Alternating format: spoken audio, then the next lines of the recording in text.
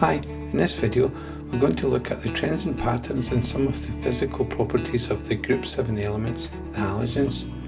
We will also look in detail at the reactions of the halogens with metals and with non-metal elements. If you need more help with any of these topics, then please click the links in the description below.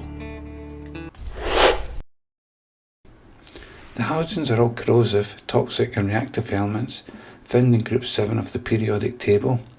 The 5 halogens are fluorine, chlorine, bromine, iodine and astatine.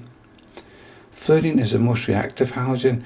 It is a pale yellow, greeny gas found at the top of group 7. The next halogen, chlorine, is a greeny yellow gas at room temperature which has a very pungent bleachy odour.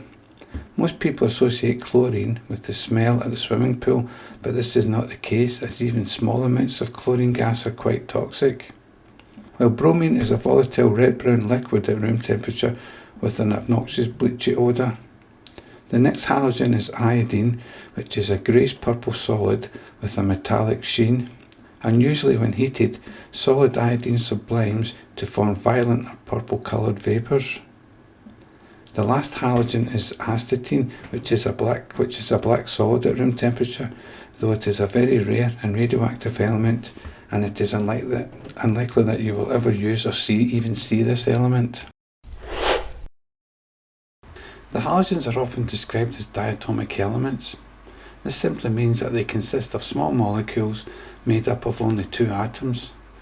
Now, since these diatomic molecules are becoming larger, with more electrons present as we descend group 7, this will result in an increase in the melting and boiling points of the halogens, due to increases in the amount and strength of the intermolecular bonding and the large increases in the formula mass of the molecules.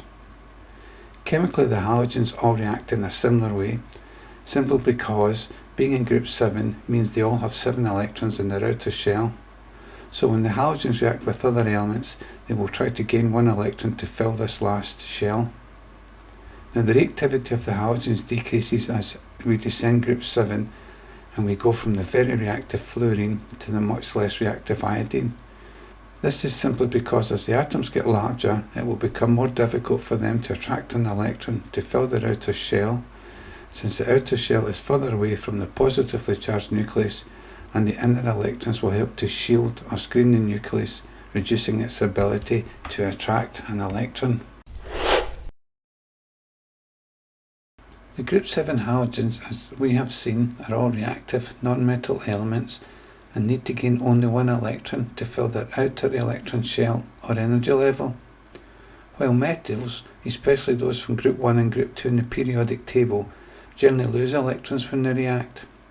So for example, when the halogen chlorine reacts with the alkali metal sodium from group 1 of the periodic table, a very violent reaction takes place, as the chlorine atom gains 1 electron from the sodium atom to form a negatively charged chloride ion.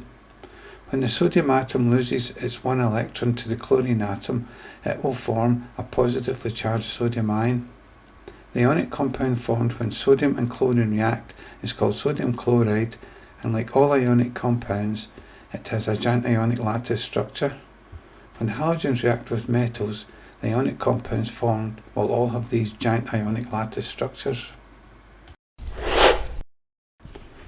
When the halogens react with metals, we saw that ionic compounds are formed which consists of negatively charged halide ions and positively charged metal ions.